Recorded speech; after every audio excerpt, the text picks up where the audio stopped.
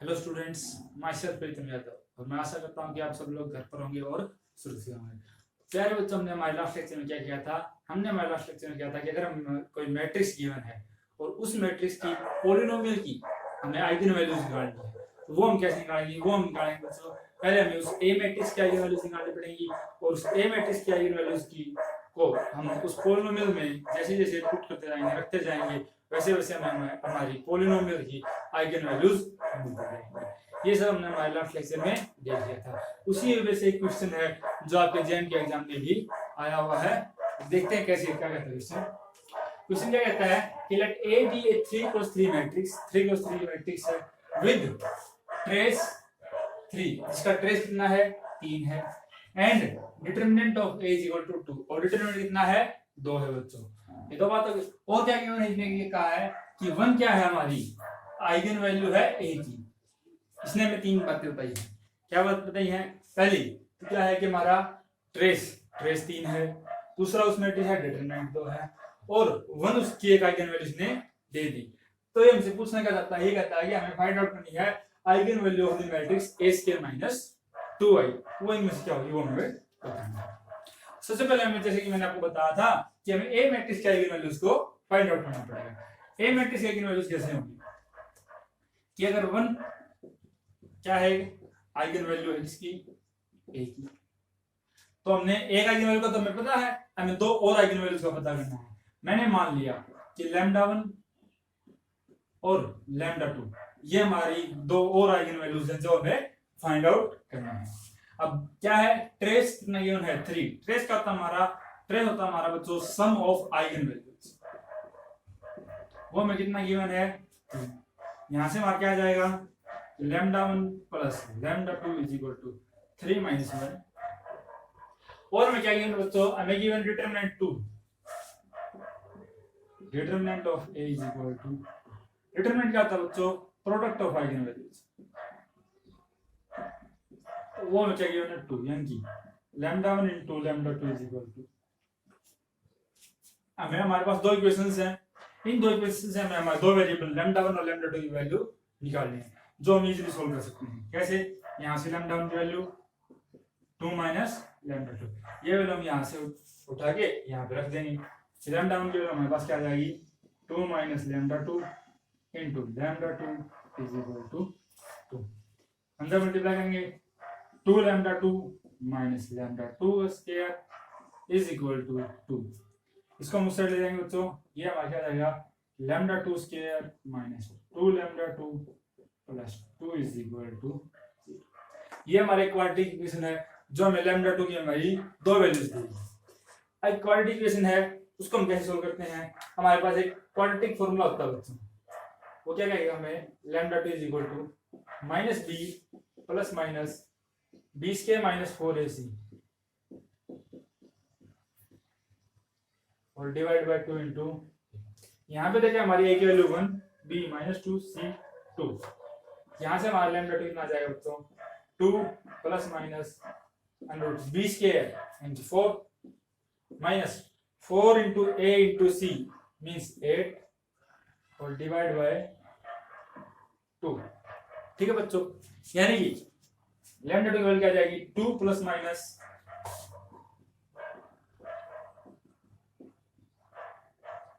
यहाँ पे आ जाएगा under root minus 4, under root minus 4 यानी कि 2 आयोटा और डिवाइड बाय 2, यानी कि लैम्डा 2 की वैल्यू कितनी आ गई? 1 प्लस माइनस, जैसे हमें हमारी लैम्डा 2 की वैल्यू मिली, हम लैम्डा 1 की वैल्यू निकाल देंगे। लैम्डा 1 की वैल्यू क्या आ जाएगी? 2 माइनस 1 प्लस माइनस आयोटा, यानी कि 1 माइनस प्लस,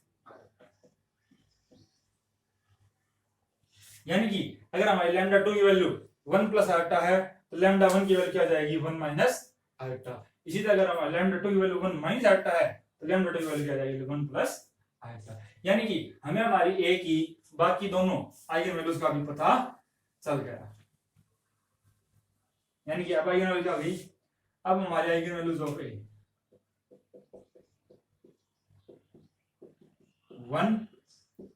1 प्लस आयोटा और 1 माइनस आयोटा, ये हमारे क्या आइगन वैल्यू निकालनी है?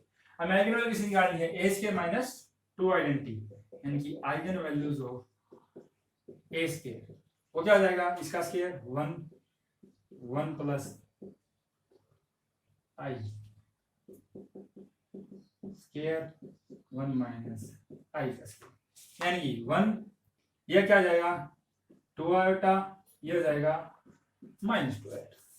ठीक है बच्चों, अब हमें तो किसकी निकालनी है, हमें निकालनी है eigen values of A square minus 2 identity eigen value क्या आ जाएंगी 2, रिपीटेशन के साथ 2 2 2, ये आ जाएंगी 1 minus 2 2 identity sorry 2i minus 2 minus 2i minus 2, यानी कि 1 माइनस 2 माइनस 1, यहाँ से 2 कॉमन i माइनस 1, यहाँ से -2 कॉमन i प्लस 1। ये हमारे आइगन वैल्यूज हो जाएंगे बच्चों a स्क्वायर माइनस 2 आइडेंटिटी क्या -1 2 into i minus 1 -2 into i plus 1 यानी कि आयोटा प्लस 1। जब हमारे ऑप्शन देखेंगे तो हमारा फोर्थ ऑप्शन करेक्ट है, जिसमें क्या है -1 2 into iota minus 1 -2 into iota plus. ये था हमारा जो क्वेश्चन जो आपके एग्जाम में आया था, बहुत ही इजी क्वेश्चन था, आप इसको आसानी से कर सकते हैं। ऐसे ऐसे और भी जो क्वेश्चन आएंगे आप उनका अब आसानी से टैकल कर पाएंगे। तो ये क्वेश्चन था हमारा जो हमने किया। अब एक रिजल्ट और आता है हमारा,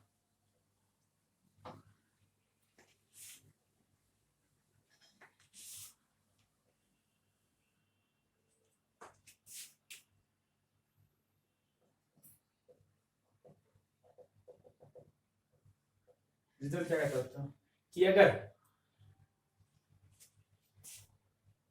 इफ लैम्डा 1 लैम्डा 2 और लैम्डा n ये हमारी n are the eigen values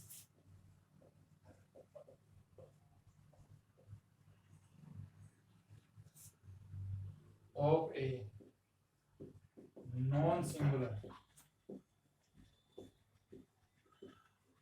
non-singular matrix A, then determinant of A by lambda 1, determinant of A by lambda 2, up to so on, determinant of A by lambda n are eigenvalues of adjoint of. ये में क्या करता है बच्चों कि अगर lambda 1 lambda 2 और lambda n हमारी n आइगन वैल्यूज है किसी भी नॉन सिंगुलर मैट्रिक्स है की, जैसे ही इसने नॉन सिंगुलर मैट्रिक्स बोल दिया, नॉन सिंगुलर कहते हैं पता चलेगा कि हमारे सारे आइगन वैल्यूज लैम्डा 1 लैम्डा 2 और लैम्डा n सभी क्या है नॉन जीरो, क्योंकि हमें पता बच्चों कि नॉन सिंगुलर मैट्रिक्स की हमारी कोई भी आइगन वैल्यू जीरो नहीं हो सकती, इसलिए ये सभी क्या हो गई नॉन जीरो। तब क्या कहता है determinant of a by lambda 1, determinant of a by lambda 2 और determinant of a by lambda n ये हमारी क्या होंगी, ये हमारी आइगन वैल्यूज होंगी किसकी एडजॉइंट ऑफ a की। अब हम इस बात को समझना प्रूफ क्या कहता है बच्चों कि अगर मान लीजिए lambda is the eigen value of lambda किसी a मैट्रिक्स की मान लीजिए आइगन वैल्यू है, ठीक है, then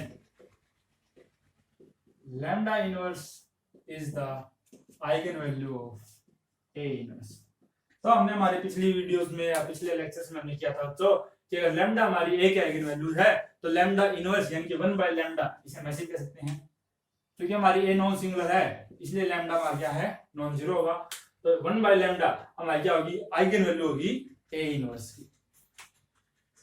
now determinant of a into 1 by lambda is the eigenvalue of determinant of a into a inverse। यानी कि मैंने क्या किया, जैसे हम कहते थे ना कि हमने किया था कि लैम्डा अगर आइगन वैल्यू है a की तो हमने प्रूव किया था कि लैम्डा स्क्वायर आइगन वैल्यू है a स्क्वायर की, 2 लैम्डा आइगन वैल्यू हो जाएगी 2a की। ये सब हमने जब पॉलिनोमियल्स की आइगन वैल्यू निकाली थी तब हमने चेक कर लिया था।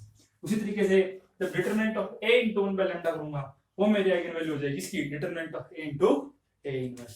और a इनवर्स क्या होता है बच्चों ए नोट होता हमारा 1 by determinant into adjoint of A, यानी कि डिटरमिनेंट से डिटरमिनेंट कैंसिल, यानी कि ये क्या आ गया कि A determinant of A into A note से आ गया एडजॉइंट ऑफ ए, यानी कि determinant of A divide by lambda क्या आ जाएगी हमारी एडजॉइंट ऑफ ए की आइगन वैल्यू। अब लैम्डा क्या था, लैम्डा से हमारी एक आइगन वैल्यू, हमें एक वैल्यू एक आइगन वैल्यू क्या गिवन है, लैम्डा 1 लैम्डा 2 और lambda n।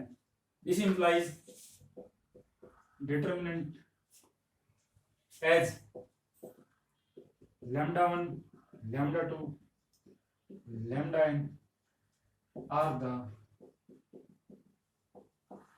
Eigen values of A, then determinant of A by lambda 1 determinant of A by lambda 2 इस रिजल्ट से, और determinant of A by lambda n are the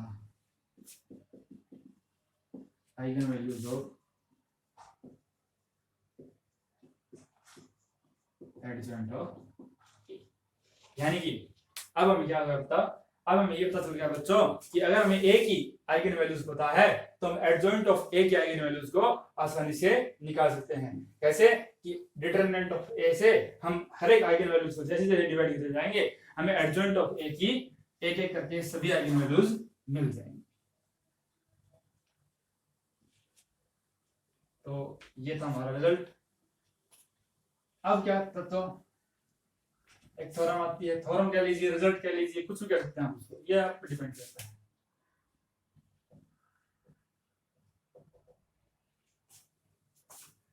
theorem क्या कहते हैं हमें कि if A is a diagonal या फिर triangular matrix of order n, कि अगर ये हमारी क्या है, कोई भी डायगोनल मैट्रिक्स है या फिर कोई भी ट्रायंगुलर मैट्रिक्स है n ऑर्डर की, then eigen value of A are the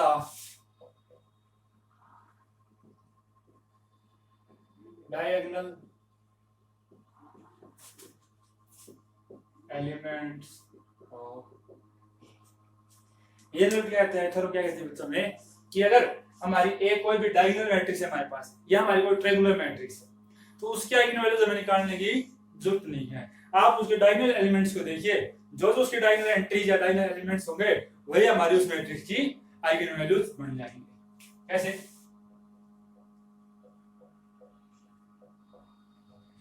कि मान लीजिए if A is a diagonal matrix of order n order की क्या हमारी एक डायगोनल मैट्रिक्स है, देन अगर डायगोनल मैट्रिक्स है तो मान लेते हैं कि A हमारे पास ऐसा होगा कि A11 0 0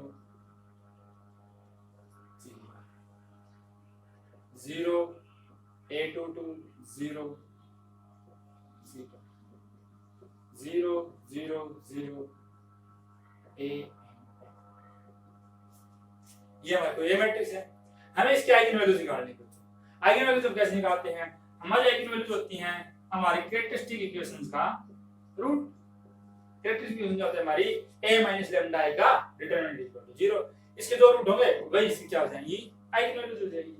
यानी कि हमें निकालना है determinant a minus lambda i, यानी कि a11 minus lambda 0 0 0 determinant 0 a22 minus lambda 0 0 0 0 0 a n minus lambda. ये n क्रोजन का हमारे पास कोई डिटरमिनेंट है इज इक्वल टू क्या है 0 0। अब ये डिटरमिनेंट शो करना हमें, डिटरमिनेंट कैसे शो करेंगे हम, इसका एक्सपेंड कर देंगे हम इसको r1 के लोग। जब r1 के लोग एक्सपेंड करेंगे तो दिस इनटू दिस ये क्या आ जाएगा हमारा A11 माइनस लैम्डा इनटू, अब ये डिटरमिनेंट आ जाएगा सब डिटरमिनेंट, ये फिर से हम इसको ऐसे ही सोल्व करेंगे कि इसको भी हम क्या करेंगे, इसके आर1 के लोग एक्सपेंड कर देंगे, फिर ये आ जाएगा A22 माइनस लैम्डा, इसी तरह से चलते A33 minus lambda and up to so on AN minus lambda is equal to 0। ये हमारी n डिग्री की पॉलिनोमियल इक्वेशन आ गई जिसके हमें n रूट्स मिल जाएंगे। इसके फैक्टर्स क्या आ जाएंगे, A11 minus lambda, A22 minus lambda, already इसके फैक्टर्स बने हुए हैं, यानी कि यहां से हमारे लैम्डा की वैल्यू क्या आ जाएगी,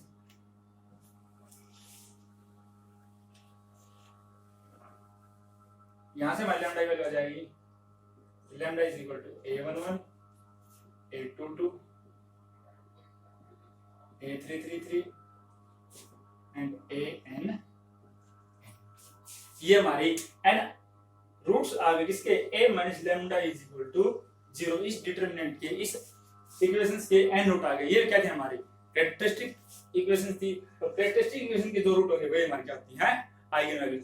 यानी कि हमने जो मैट्रिक्स ली थी A11 0 0 0 जिसकी डायगोनल एंट्रीज ये थी, तो उसकी आइगन वैल्यूज भी क्या बन के आ गई, A11 A12 A33 sorry A11 A22 A33 up to so on AN, यानी डायगोनल एंट्रीज ही क्या हो गई, उसकी आइगन वैल्यूज बन गई। अब अगर हम बच्चों लेते हैं हमारी मैट्रिक्स को, कोई ट्रायंगुलर मैट्रिक्स लेते हैं, मान लीजिए A हमारे पास क्या है, ट्रायंगुलर मैट्रिक्स। ट्रायंगुलर मैट्रिक्स कैसी, A11 वो चाहे अपर ट्रायंगुलर ले लीजिए आप, चाहे लोअर ट्रायंगुलर ले लीजिए, सेम बात नहीं, A1 0 A22 A2 0 0 AN, ये हमारी मैट्रिक्स है ट्रायंगुलर मैट्रिक्स। फिर से भी काम हमारा कि अगर हम इसकी आइगन वैल्यू निकालनी है तो हम इसकी कैरेक्टरिस्टिक इक्वेशन लेंगे, A minus lambda is equal to 0। A minus lambda मतलब इसमें से हम माइनस के लैम्डा टाइम्स ऑफ आइडेंटिटी हटाएंगे, यानी कि अब हमारे पास यहाँ पे आ जाएगा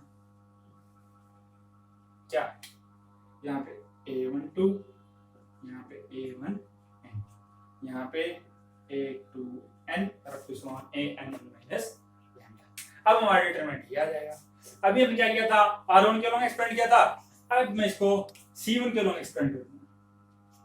जब C1 के लॉन्ग एक्सपेंड करूंगा तो ये सारी एंट्री 0, सिर्फ इसके लॉन्ग होगी जो मल्टीप्लिकेशन आई वो कि A11 माइनस लैम्डा, फिर ये रो और ये रो और ये कॉलम छुपा लेंगे, फिर आ जाएगा हमारे पास ये minor A22 minus lambda A23 A2N up to 7 ऐसे।